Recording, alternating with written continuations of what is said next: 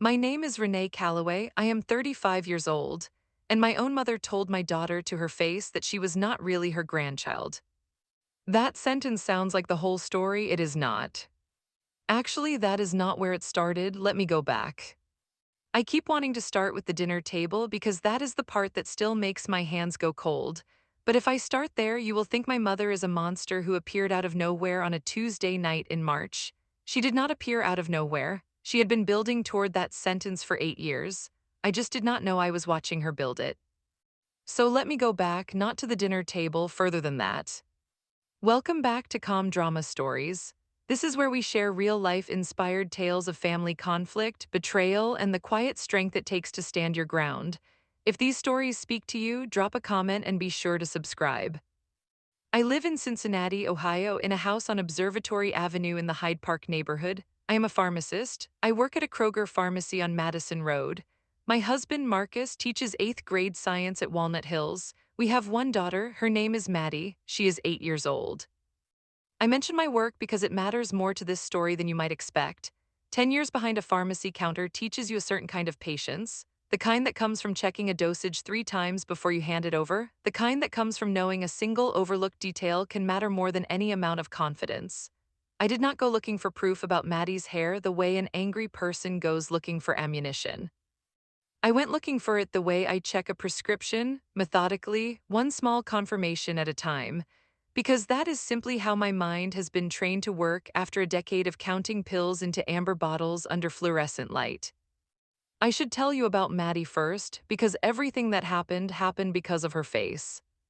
Maddie has my husband's nose. She has my hands, the same short thumbs, the same habit of cracking her knuckles when she is thinking. She has dark curly hair that came from nobody we could immediately point to, not from me, not from Marcus, not from anyone in either of our wedding photos. My mother noticed that hair before Maddie was a week old. I am getting ahead of myself again. That is the wedding photos. Let me go back further than that. My father was named Walter Whitfield. He died when I was 22, 3 years before I met Marcus. I do not have many photographs of him as a child because his own mother did not keep much, but there is one photograph that survived. It sat in a cedar box on my mother's dresser for as long as I can remember. A black and white school photo, my father at maybe 7 years old, hair dark and curling at the temples in a way that nobody in my family could explain. Because my grandmother had straight blonde hair and my grandfather was bald by the time anyone took a picture of him. I am telling you about a photograph from 1958 before I have even told you what happened in March. I told you this story does not go in order. Bear with me. When I was a child, I used to take that cedar box down from my mother's dresser when she was not home. I was not supposed to touch it. My mother kept it closed with a small brass hook, the kind you find on a jewelry box, and I would lift that hook with one finger and sit on the edge of her bed and go through the photographs one by one. I did not understand at 6 or 7 years old why I was drawn to it. I just liked looking at my father as a boy, before he was anyone's husband, before he was anyone's father, just a kid in a collared shirt with his hair combed wrong on one side. My grandmother, his mother, died when I was 11. I only met her a handful of times because she lived in Dayton and did not drive after a certain age, and my parents did not make the trip often. I remember her hands more than her face. I remember she smelled like the inside of a cedar closet, which I did not connect to the box until many years later, sitting in a therapist's office trying to explain why a piece of furniture made me feel a certain way. I did not know as a child that my mother had any reason to look at my father's photographs the way she did. I assumed, the way children assume things, that everyone simply liked looking at old pictures sometimes. I did not understand that for her, that cedar box held something closer to evidence than memory. There was a stretch when I was around 14 where my mother went through a phase of asking me strange small questions, the kind I did not think much of at the time. She asked me once out of nowhere while we were folding laundry whether I thought I looked more like her or more like my father. I told her I did not know, the way any 14-year-old would answer a question like that without thinking twice about why it had been asked. She nodded and went back to folding towels, and the moment passed so quickly I forgot about it within the hour. She asked a version of that question again when I was 16, this time while we were looking through old photo albums for a school project about family history. She lingered on a photograph of me as an infant for longer than the project required, turning it slightly under the kitchen light, and said, "You really did not look like anyone in particular when you were born, did you?" I told her plenty of babies do not look like anyone yet. She agreed with me a little too quickly, the way people agree when they are trying to close a subject rather than actually settle it. I did not think about either of those moments again until I was sitting in that kitchen 45 years into my mother's life, hearing about a man named Robert for the first time. Then both memories came back to me at once, sharp and complete, the way memories do when you finally have the missing piece that makes sense of them. Here is where I should have started. The dinner table, March of last year. But even that is not really the start because by the time we sat down at that table, my mother had already said the worst of it 3 separate times in 3 separate rooms over 8 years, and I had let each one slide past me like weather. The first time was when Maddie was 9 days old. My mother came to the hospital with a casserole dish and a card. She held Maddie for maybe 4 minutes. She handed her back to me and said, "Well, she certainly does not take after our side, does she?" I laughed. I was exhausted and stitched and full of drugs they give you after a delivery like mine, and I laughed because it did not register as a wound yet. It registered as a comment about hair color. The second time was at Maddie's christening. My mother stood next to my Aunt Carol during the reception, and I overheard her say, in a voice she did not bother to lower, that she wondered sometimes where exactly that hair came from. Carol did not answer her. Carol just looked at the cake table and said nothing and kept looking at it, and I noticed that even then, even with a glass of punch in my hand and my husband's arm around my waist, I noticed Carol go quiet in a particular way. I filed it somewhere. I did not open that file again for years. The third time was at Maddie's 5th birthday party, in our backyard on Observatory Avenue with a bounce house rented from a company in Norwood and balloons that kept getting stuck in the gutter. My mother watched Maddie run across the grass and said to my husband's mother, "Isn't it funny how children can look nothing at all like either parent?" My husband's mother, a kind woman named Joyce who has never said an unkind thing to me in 11 years, just smiled and changed the subject to the weather. 3 times, 8 years. I am telling you this out of order because that is how it lives in me, not as a line, as 3 separate rooms. There is a fourth time, even earlier than those three, that I did not understand as part of this until much later. It happened at my own wedding, 11 years ago, at a small reception hall on Madison Road not far from where I work now. My mother had too much wine that night, more than I had ever seen her drink, and during the toasts she stood up and said something about how families are stranger than people realize, and that sometimes you spend a whole life looking at someone's face trying to find yourself in it. At the time, I thought it was simply an odd, slightly drunk thing for a mother to say at her daughter's wedding. Marcus squeezed my hand under the table. My Aunt Carol, sitting 2 seats down, did not laugh along with the rest of the room the way she usually does at my mother's jokes. She looked down at her plate instead, and I remember thinking even then that her stillness did not match the moment. I did not ask her about it that night. I did not think to ask her about it for another decade. I am telling you about my wedding now, 11 years before any of this, because I think it means my mother had already been carrying this fear long before Maddie was ever born. It was not something Maddie's hair created. It was something Maddie's hair simply gave a place to land. Now I will tell you about the dinner table, and then I am going to have to back up again because the dinner table is not actually where the worst part happened. The worst part happened 9 days later in a kitchen with a shoebox, but you need the dinner table first or none of it will make sense. It was a Tuesday in March. My mother had asked us to come for dinner at her house on Grandin Road, the house she has lived in since 1987, the house with the magnolia tree out front that drops petals all over her driveway every April. She had made pot roast. Maddie had brought her school folder because she wanted to show everyone her class photo, the one that had come home that week in a manila envelope with a $5 order form stapled to the front. Maddie set the photo on the table between the bread basket and the gravy boat. She was so proud of it.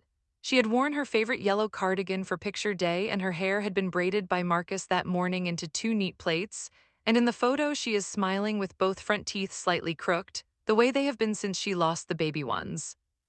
My mother picked up the photo. She held it under the light from the chandelier. She turned it slightly, the way you turn a photograph when you are trying to see if the colors are right. And she said, "Well, this one certainly does not look like she belongs to either of you." I want to tell you I said something immediately. I did not. My fork was halfway to my mouth and I just stopped. The way you stop when you step off a curb you did not see was there. Maddie was 8 years old. She heard every word. My husband set his glass down harder than he meant to. The ice rattled against the side of it. That was the physical beat in that moment, the one thing in the room that moved while everyone else froze. Marcus said, "Vivian, that is enough." My mother set the photo back down on the table, lining it up perfectly square with the edge of the placemat, the way she lines up everything, and said, "I am only saying what everyone already thinks." Maddie looked at me, I remember her face exactly. She was waiting for me to explain that this was a joke or a strange grown-up thing she did not have the tools to understand yet. I did not have words ready. My mouth was dry and my mind had gone completely blank, the kind of blank that is louder than noise. My mother picked up her fork again as if nothing had happened and cut into her pot roast with the same calm precision she brings to everything. That small, ordinary motion, the knife against the plate, sat in the room next to the silence none of us were filling. I noticed it. I do not know why I noticed it, except that sometimes the body fixes on something small when the rest of the room has become too much to hold. Maddie reached over and slid her school photo a few inches closer to herself, away from my mother's side of the table. She did it quietly. She did not look up while she did it. I watched her small hand pull that photo back toward her own plate, and something behind my ribs went tight in a way I had not expected, tighter than anything my mother had actually said. In the silence I did not fill, here is what I was thinking, word for word, the way it actually came to me. Say something, say anything, why can you not say anything? She is 8, she can hear you not saying anything. I have replayed that exact silence more times than I can count since that night. I keep coming back to how ordinary the room looked while it was happening, the gravy boat still steaming slightly, the chandelier light catching the edge of Maddie's photo, my mother's fork resting against the rim of her plate. Nothing about the room signaled that anything important was occurring. That is, I think, the part that still unsettles me most. The worst moments in a family rarely come with any warning large enough to match what they actually cost. I did eventually speak. I said, "Mom, that is a strange thing to say to an 8-year-old." My mother said, "I am simply being honest, Renee. Honesty is not cruelty." My father's sister, my Aunt Patris, who had come for dinner that night as well, set her napkin down on the table and said, "Vivian, maybe we change the subject." My mother did not look at her. She looked at her pot roast instead and cut another piece, and the room sat there in a silence that had a texture to it, thick and uncomfortable, the kind you can almost feel against your skin. We left 30 minutes later without dessert. Maddie did not say much in the car. She asked me once from the back seat very quietly why Grandma Vivian said that. I told her that sometimes grown-ups say things that are not kind and not true at the same time and that none of it was about her, it was about Grandma Vivian. Maddie did not ask again. She looked out the window the rest of the way home. That night after Maddie was asleep, I sat alone at our kitchen table on Observatory Avenue with a cup of tea I never drank. Marcus had gone up to bed an hour earlier, after I told him I just needed a few minutes by myself. The house was quiet except for the refrigerator humming and a car passing outside every few minutes, headlights sliding briefly across the ceiling. Here is what I thought about sitting there in the order it actually came to me. I thought about Maddie pulling her photo back across the table. I thought about the sound the ice made when Marcus set his glass down. I thought about every time in 8 years I had let one of my mother's comments slide past me without answering it the way I wanted to answer it. I thought, why did I wait this long? I thought, what is wrong with me that I let this happen 3 times before tonight made it 4? I did not cry. I want to be honest about that because I think people expect crying at this point in a story like this. I did not cry. I sat very still with my hands wrapped around a mug that had gone cold an hour earlier, and I felt something low in my stomach that did not have a name yet, a kind of dense, settled dread that I would later understand as the beginning of finally deciding to do something instead of letting it pass. That was the dinner table. I told you it was not the worst part. The worst part came 9 days later, and to get there, I have to go back again, all the way back to a Saturday morning the previous summer, because that is when my brother Dale said something to me that I did not understand until much later, and I think I need you to have it before I tell you what I found in the shoebox. My brother Dale is 2 years older than me. He lives in Mason now, about 25 minutes north of where our mother lives, with his wife and their 2 boys. The previous summer, at a 4th of July cookout at his house, I caught him looking at Maddie in a particular way while she ran through the sprinkler with his sons. I asked him what he was thinking about. He said nothing and went back to flipping burgers. I did not press him that day. He had a spatula in one hand and a beer sweating in the other, and the boys were yelling something about the slip and slide, and it did not feel like the moment. But I remember exactly how he held himself in that pause before he answered me. He did not look up from the grill right away. He moved a burger from one side of the grate to the other, even though it did not need moving, and that small, unnecessary motion told me more than his actual words did. I did not press him. I should have pressed him. I am telling you about that moment now because it matters later, and because Dale is the kind of person who sees something and says nothing, and I did not understand that about him until I needed to. It was not until months after the kitchen conversation with my mother that I finally called Dale and asked him directly what he had been thinking that day at the cookout. He was quiet on the phone for a few seconds. Then he said, "You really want to know?" I told him I did. He said that years earlier, back when Maddie was a toddler, our mother had said something to him on the phone, something about how she sometimes looked at Maddie and felt like she was looking at a stranger's child. Dale said he had told her that was a strange thing to say and had hung up shortly after. He said he never told me because he did not think it would help anything, and because, in his words, he did not want to be the one who handed me something I would have to carry around for years before I understood it. I asked him why he was looking at Maddie that way at the cookout. He said it was because he had just that week noticed for the first time how much her hairline looked like our father's, and it had startled him enough that he could not stop staring at her for a few seconds before he caught himself. He said he almost said something to me that day and then decided against it because he was not sure what he would even be saying. I sat with that for a long time after we hung up. My own brother had seen the resemblance a full year before I had any reason to go looking for it, and he had said nothing, the way Carol had said nothing at the christening, the way so many people in my family seemed trained to say nothing at exactly the moments when saying something might have changed everything. So, 9 days after the dinner table, my mother called me on a Thursday afternoon while I was on my break at the pharmacy, standing in the small back room with the time clock and the lockers, eating a sandwich I had made the night before. She asked me to come by her house that weekend alone without Maddie or Marcus. She said she had something of my father's she wanted me to look through. She said it in a voice that was almost gentle, which from my mother is its own kind of warning. I went on Saturday morning. She had a shoebox sitting on the kitchen table, the same table where 26 years earlier she used to make me do my multiplication tables before I was allowed to watch television. The box was full of photographs, mostly of my father as a young man, a few of my parents' wedding in 1979, a few of me and Dale as toddlers.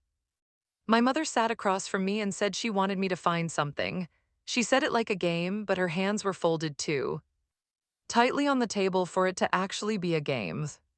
She slid the box toward me an inch at a time, the way you slide something across a table when you are not entirely sure you want the other person to take it yet.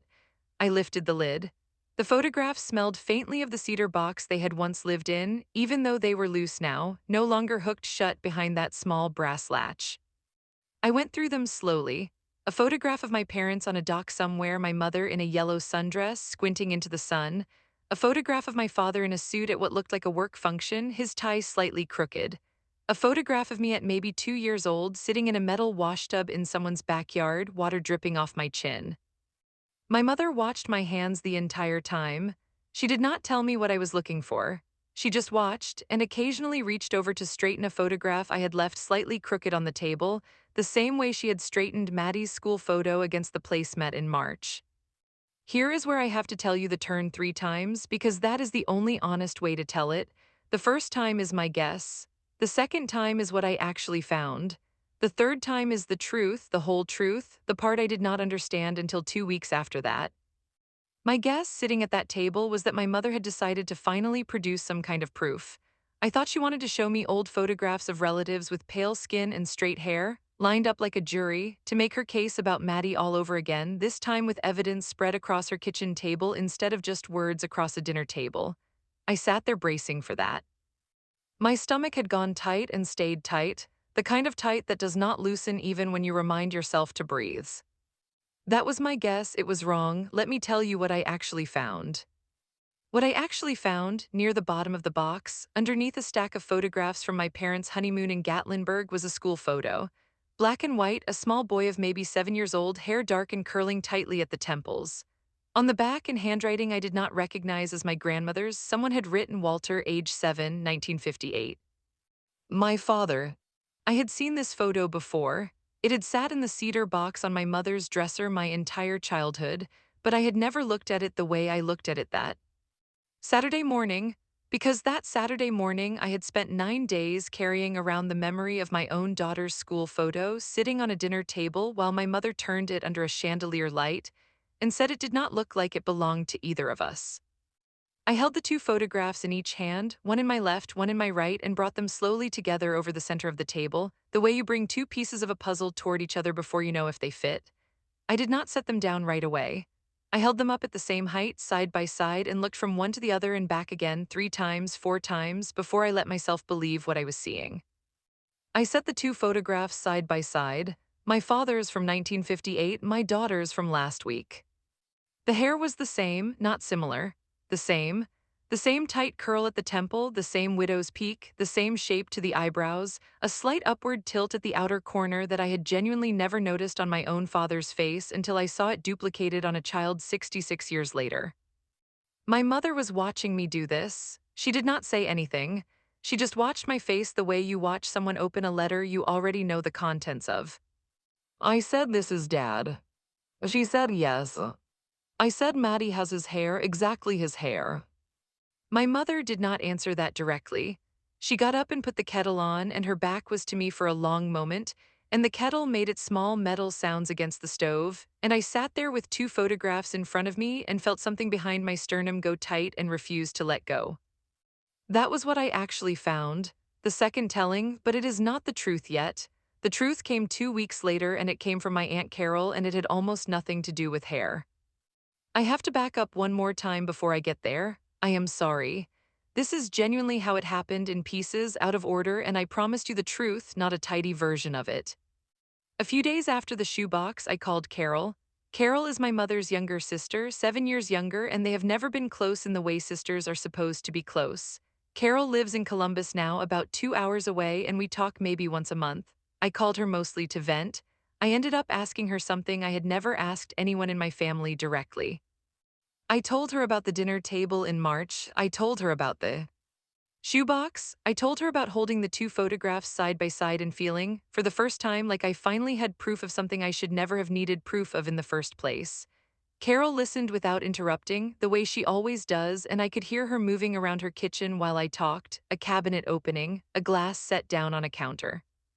I asked her why my mother had spent 8 years implying that my daughter was not really related to us. There was a long pause on the phone, long enough that I asked if she was still there. She said she was. Then she said something I was not prepared for. She said, "You need to ask your mother about 1979. I did not understand. I asked her what she meant. Carol said it was not her story to tell and that she had already said more than she should have, and she changed the subject to her grandson's baseball schedule, and I let her, because I did not yet understand what I was supposed to be asking about. It took me 2 more days to work up the nerve to call my mother and ask her directly what happened in 1979. She did not answer the phone the first time I called. She did not answer the second time either. I drove to her house on a Wednesday evening after my shift without calling ahead because I am not someone who lets a thing sit once I know there is a thing. I found her in her kitchen, the same table. She was sitting with a cup of tea she had not touched. I think she knew I was coming before I knocked. I sat down across from her. I did not raise my voice. I want to be clear about that because everything that happened after this point happened in a normal speaking voice in a kitchen between two adults, and that is somehow the part that still gets to me more than shouting ever would have. I asked her what happened in 1979. She turned her teacup a quarter turn on its saucer, a small, precise motion, the same motion she uses when she is deciding how much of something she is going to say. She did this twice more before she spoke, the cup making a small, dry sound against the china each time. She told me that in 1979, the year she married my father, she had been seeing someone else for several months before the wedding. A man named Robert, who she described only as someone she had known from her job at the time, an insurance office on 4th Street downtown that closed sometime in the early 1990s. I asked her if she had loved him. She looked at the window above her sink for a moment before she answered. She said it did not matter anymore whether she had, and that some questions are not worth answering honestly even 45 years later, because the honest answer does not change anything that happened after. She told me that for one specific week, sometime in February of that year, she had genuinely not known which man she would end up marrying. She told me she chose my father. She told me she never told him about Robert, not before the wedding and not after, and that as far as she knew, my father went to his grave never once suspecting that her decision had been a close one. I asked her what any of that had to do with Maddie. My mother looked at me for a long moment. She said that for 45 years she had carried a private fear that I was not actually my father's daughter. That somewhere in the back of her mind, every time she looked at me as a child, she had been doing a private and silent accounting of which features came from which man, and that she had never been entirely certain because both men had dark hair and similar coloring, and because I did not, as a baby, resemble either of them clearly enough to settle it for her. I sat there for a moment without speaking. Here is what went through my mind in the exact order it came. She looked at me my whole childhood and wondered if I belonged to her marriage. She never told me. She let me grow up inside a question she never asked out loud. She said that fear had quieted over the years. She said it had quieted almost completely by the time I had Maddie. And then she said Maddie was born with that hair. The hair from the photograph in the cedar box. The hair that belonged unmistakably to my father's side, to a family line she had spent 45 years secretly uncertain I was even part of. She said seeing that hair on Maddie did not calm her fear. It moved her fear sideways onto a new person, because by then the fear had become a kind of reflex in her, a habit of doubt that did not know how to simply turn off once the original question had technically been answered. I sat there in that kitchen and did not say anything for what felt like a very long time. Here is exactly what was going through my head in that silence, word for word. She has been afraid of this for 45 years. She let it land on my daughter instead of dealing with it herself. She let an 8-year-old carry the weight of a secret from 1979. My mother reached across the table at one point and straightened the salt shaker, moving it an inch to the left, lining it up with the edge of the napkin holder.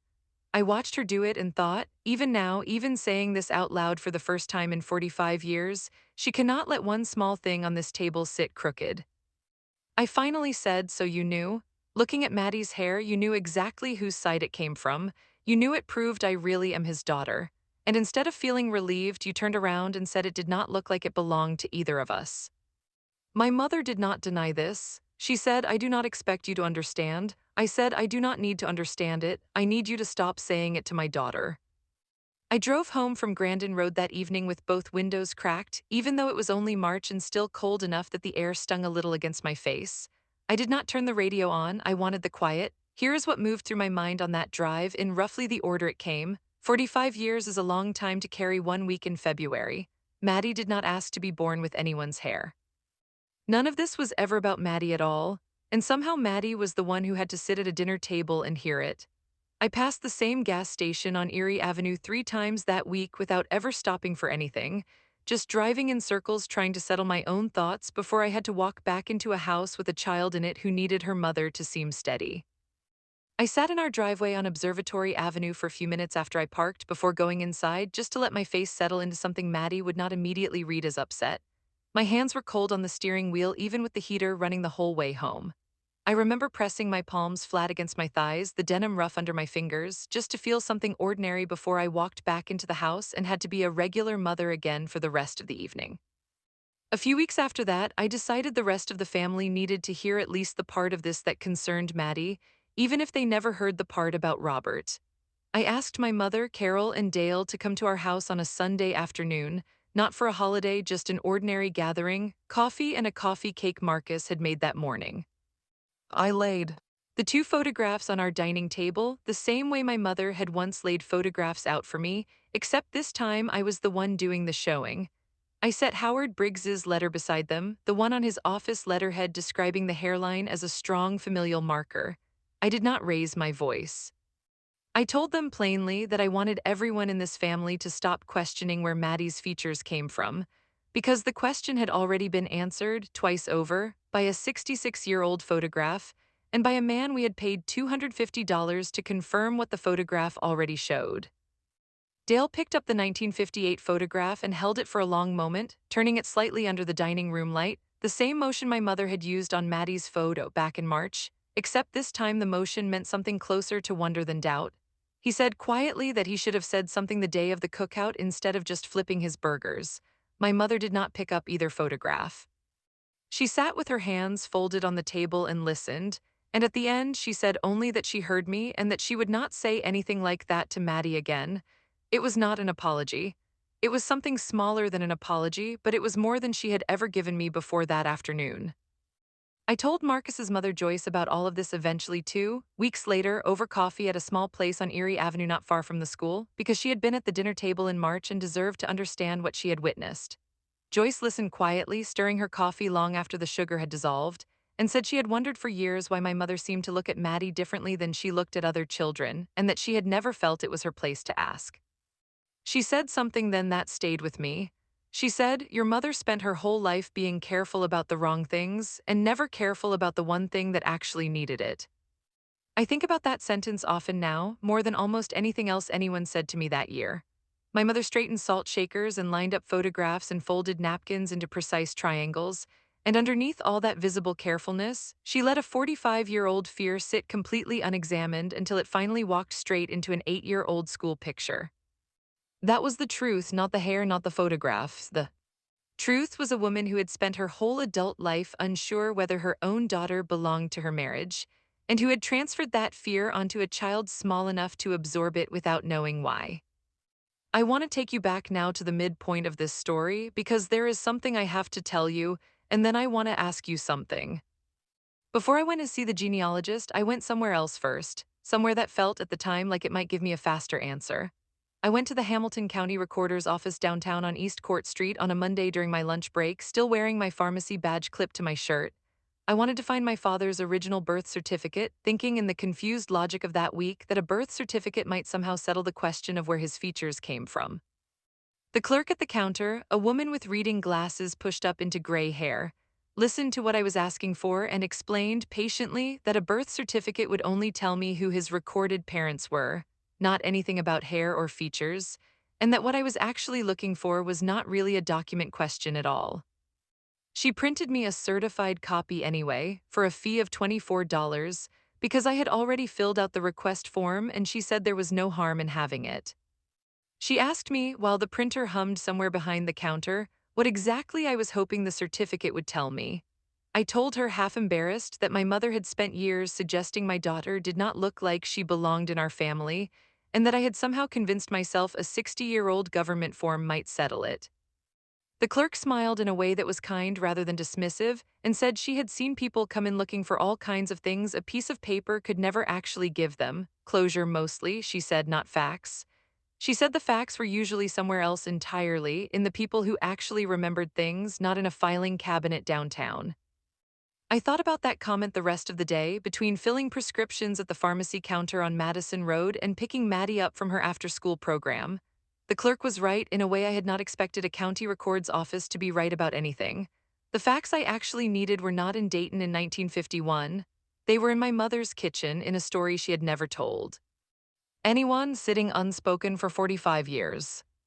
I sat in my car in the parking garage on Court Street afterward and looked at that certificate for a long time.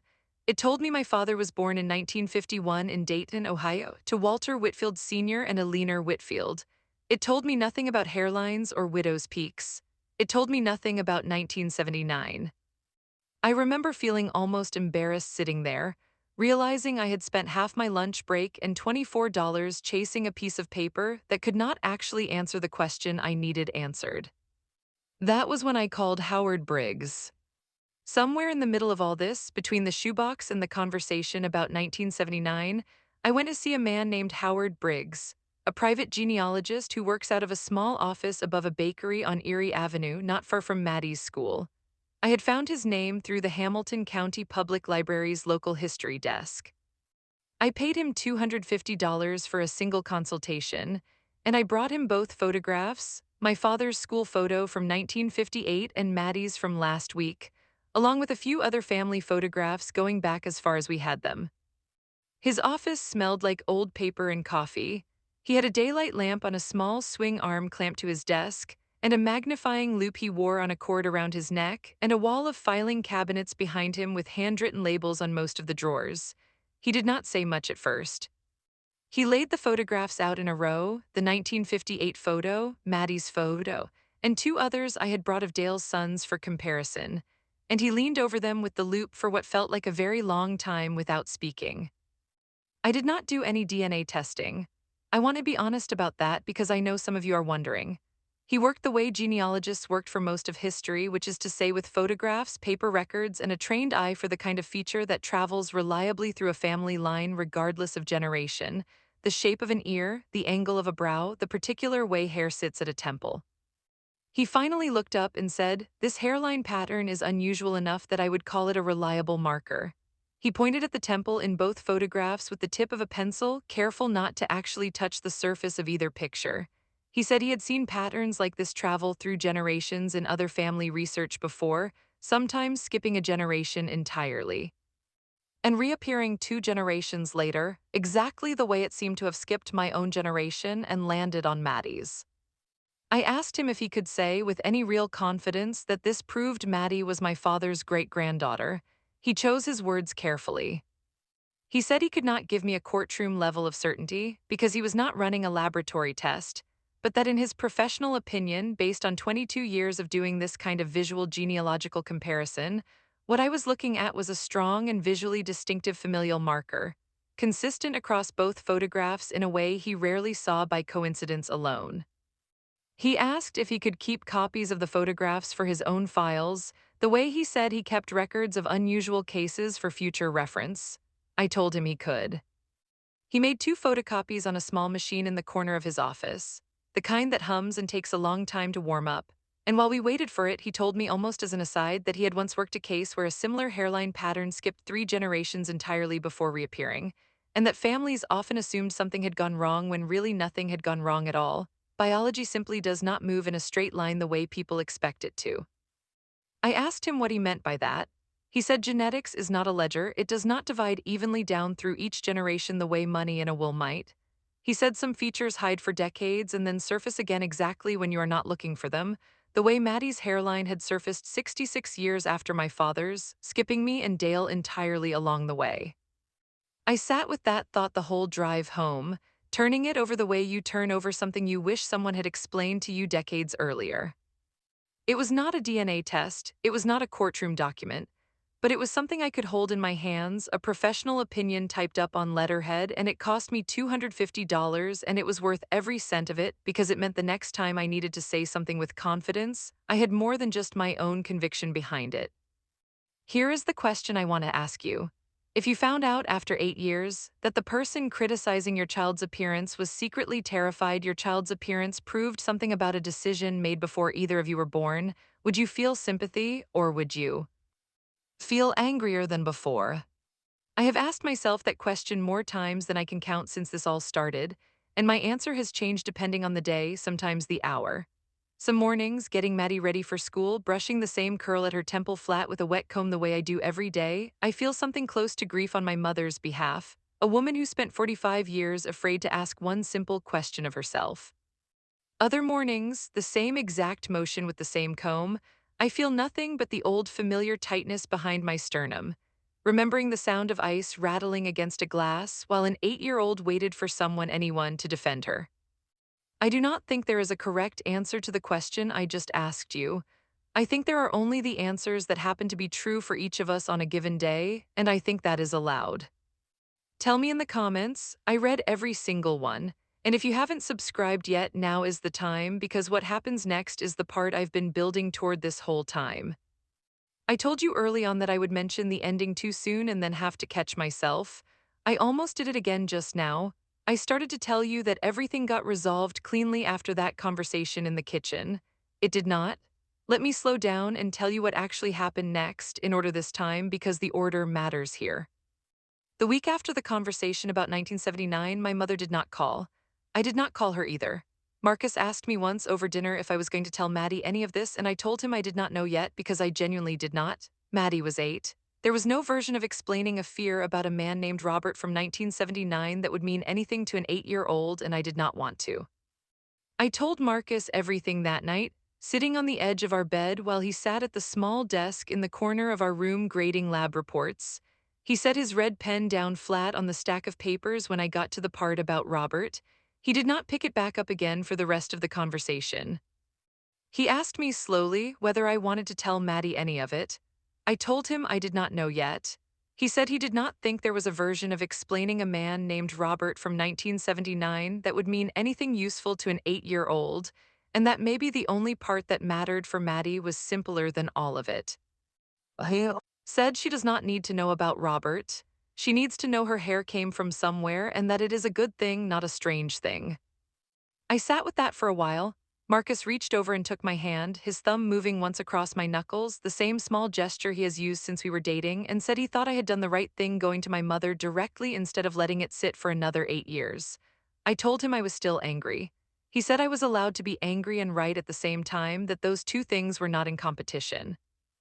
There was a stretch of about a week after that conversation with Marcus where I found myself searching for the name Robert on the internet during my breaks at work, typing in fragments of what little my mother had told me, an insurance office on 4th Street sometime around 1979, trying to see if any version of that man still existed somewhere I could find him.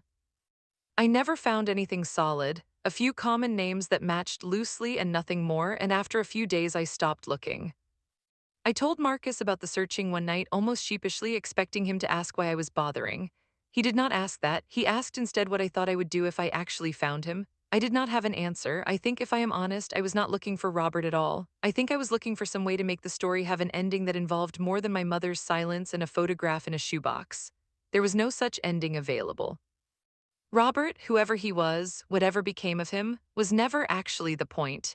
He was just the hinge a door had been swinging on for 45 years without anyone in the room ever noticing the door was even there. I have seen a therapist on and off for the past few years, a woman named Dr. Linhart whose office sits above a dry cleaner on Erie Avenue, and I brought all of this to her during a session about 2 weeks after the conversation in my mother's kitchen. I had not planned to talk about my mother that day. I had gone in meaning to talk about something else entirely, a disagreement with a coworker, but within the first 10 minutes the whole story had come out anyway. The dinner table, the shoebox, the kitchen, all of it tumbling out faster than I expected.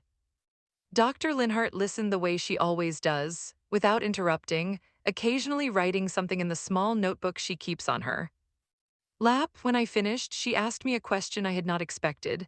She asked whether I thought I owed my mother any forgiveness or whether I felt I owed myself something instead. I sat there for a moment without an answer ready. I told her I did not know, that the two things felt tangled together in a way I had not managed to separate yet.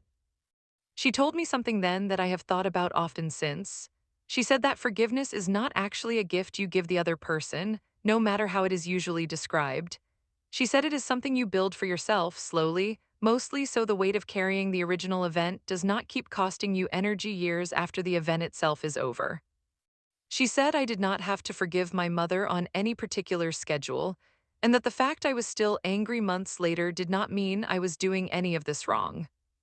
I asked her somewhat bluntly whether she thought my mother was a bad person. She said that was not a question she could answer for me, but that in her experience, people rarely organize their whole lives around cruelty for its own sake.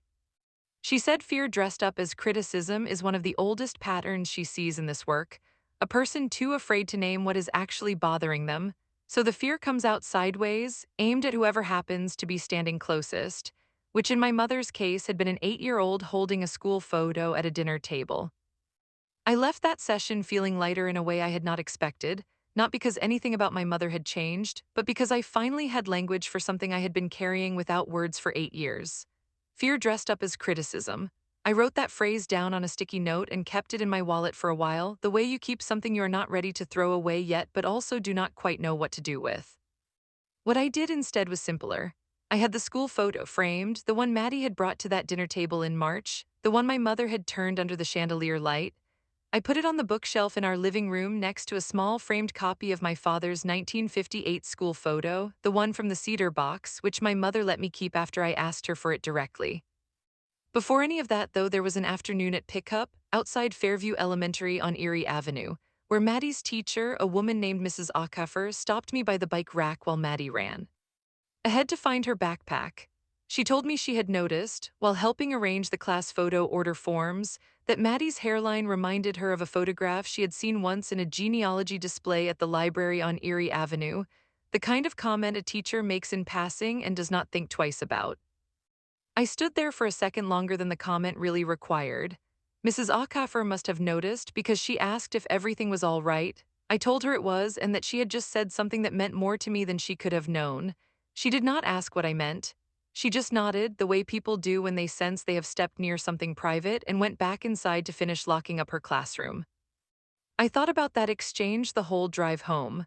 A stranger noticing in 5 seconds what my own mother had spent 8 years refusing to see, or perhaps refusing to say out loud even though she had seen it the entire time. A similar thing happened again that same month, in a much smaller way at the pharmacy where I work on Madison Road. Maddie had come in after school with Marcus to pick up an allergy prescription, and one of my coworkers, a pharmacy technician named Denise who has worked the counter next to mine for 6 years, leaned over while ringing up the order and said out of nowhere that Maddie's hairline reminded her of a photograph her own grandmother used to keep. The same tight curl at the temple, the same little point in the center of the forehead. Denise did not know anything about my mother or the dinner table in March. She was simply making the kind of small comment people make about children without thinking much of it, the kind of comment that means nothing to the person saying it and everything to the person standing on the other side of the counter listening. I stood at the register for a second too long after she said it, the receipt printer rattling out its long strip of paper between us, and felt something behind my eyes that was not quite tears but was close enough that I had to blink twice before I could finish ringing up the next customer in line. Two strangers, a teacher and a pharmacy technician, had both noticed in passing what my own mother had spent 8 years either missing or refusing to name. I did not tell Denise any of this.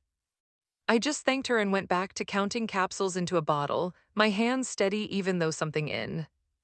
My chest had not quite settled yet.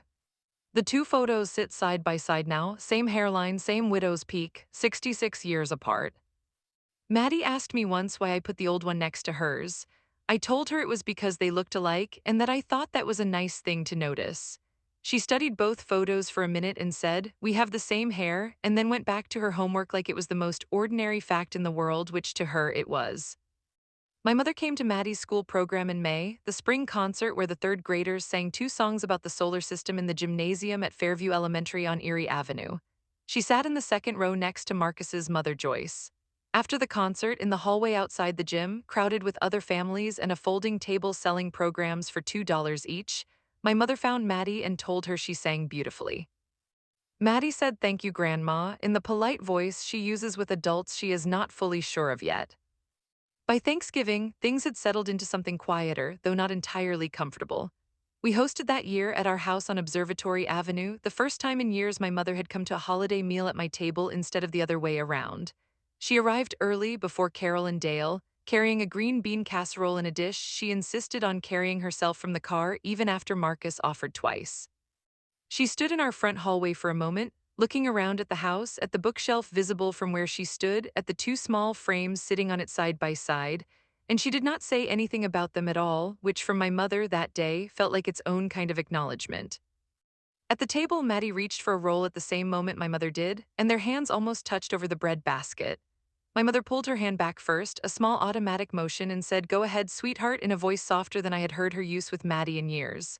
Maddie took the roll and said thank you without looking up, the way children do when an adult's tone has shifted in a way they cannot fully name but can still feel. Marcus caught my eye across the table for just a second, and neither of us said anything, but I understood exactly what that look meant. The same quiet acknowledgement of something small finally moving in the right direction after 8 years of moving in the wrong one. Later, while I was clearing plates, my mother came into the kitchen and stood near the sink, drying a serving spoon with a dish towel longer than the spoon required drying. She said, without looking at me directly, that she had been thinking about something Howard Briggs had apparently told Carol he found notable, the resemblance in the photographs, and that she supposed it was, in her words, a comfort to finally know for certain. I told her it should have been a comfort 45 years ago, not now. She did not argue with that. She just kept drying the spoon longer than it needed, and the kitchen sat quiet around the two of us in a way that felt different from the silences before it. I want to tell you that my relationship with my mother healed completely after that kitchen conversation. It did not all the way, and I am not going to pretend it did just to give this a tidier ending than it actually has. My mother has not, as far as I know, ever said anything to Maddie directly about her hair again. She has also never apologized to me in so many words. What she has done a few times now is mention Maddie's hair to other people the way she used to question it, except now she says it differently. At a family gathering in June, I overheard her tell my Aunt Carol that Maddie has Walter's hair, exactly his hair. Isn't that something? Carol looked at me across the room. I looked back at her. Neither of us said anything. the same way Carol said nothing at the christening 8 years earlier. Except this time, the silence between us meant something closer to relief than it had ever meant before. I noticed watching my mother say it that her voice had changed completely from the voice she used at that dinner table in March. There was no chandelier light this time, just the ordinary lamp in her own living room, and no edge to her words at all, just something almost wistful, the way people sound when they are finally allowed to say a true thing out loud after holding the opposite version of it for far too long. I do not know if that change counts as healing. I think it counts as something, even if I am not yet ready to name exactly what. I went back to Carol about a month after the conversation in my mother's kitchen and asked her more about 1979 because I still had questions she had not answered on the phone. She told me she had known about Robert for years because she had been the one who saw my mother out to dinner with him twice in early 1979, before the wedding, and had never told anyone, not even after my mother married my father a few months later. She said she had carried that small piece of knowledge quietly for 45 years, the way you carry something that is not technically your secret to tell. I asked her if she thought my mother had been a good mother to me, knowing what she knew. Carol thought about it for a long time before she answered. She said my mother had loved me the entire time and had also, separately, doubted me the entire time, and that both of those things had been true simultaneously for 45 years, and that she did not think my mother had ever found a way to fully resolve that contradiction in herself. I drove to Columbus to see Carol in person about a week later, because some of what we needed to say to each other did not feel right over the phone. We sat at her kitchen table, which is smaller than my mother's, with a window looking out over a small fenced yard where her dog kept pacing back and forth along the fence line the entire time we talked. Carol's house smells like cinnamon, the way it always has from a candle she keeps burning near the stove regardless of the season. She poured 2 cups of coffee before we even sat down, the same way she has done every time I have visited her since I was a child, and set mine down in front of me without asking how I take it, because after 35 years she simply remembers. I noticed that small detail more than I expected to that afternoon, the kind of remembering that happens automatically between two people who have actually paid attention to each other over decades, the opposite of whatever had happened between me and my mother. I asked her directly why she had never said anything to me over the years, given how much she apparently knew. Carol turned her coffee mug slowly between both hands before she answered, the steam rising and bending sideways with the small movement. She said she had told herself for years that it was not her place, that it was a story belonging to her sister and not to her. She said she had also been afraid that telling me would make things worse rather than better, that I would carry the knowledge of 1979 around without ever getting an apology to go with it.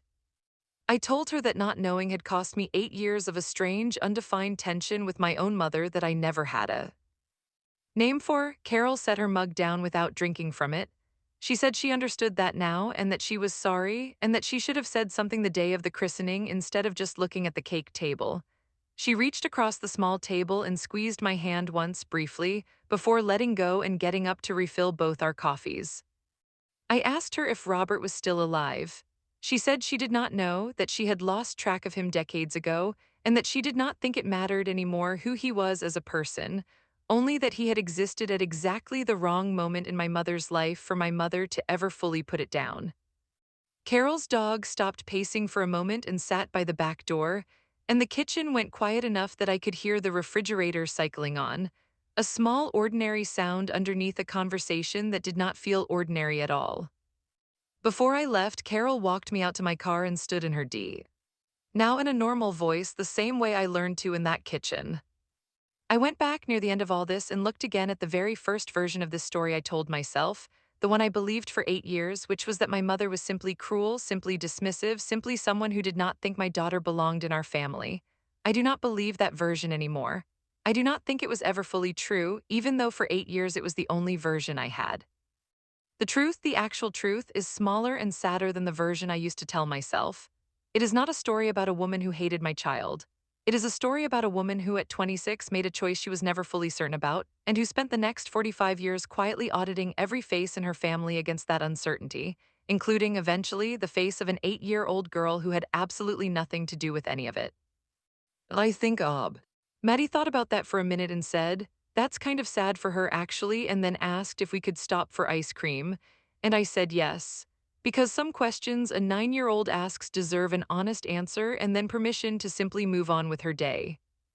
I think about Howard Briggs sometimes, sitting in his small office above the bakery on Erie Avenue, and how strange it is that a stranger with a loop and 22 years of experience reading hairlines ended up being the person who finally gave my family something close to peace, more than any conversation any of us had managed on our own in 8 years. I do not know if I will ever go back to him for anything else. I still have his letter, though, folded into the same cedar box that used to live on my mother's dresser, which now lives in my own bedroom, on my own dresser, with the same small brass hook holding it closed. Dale's wife Renata told me once at a birthed.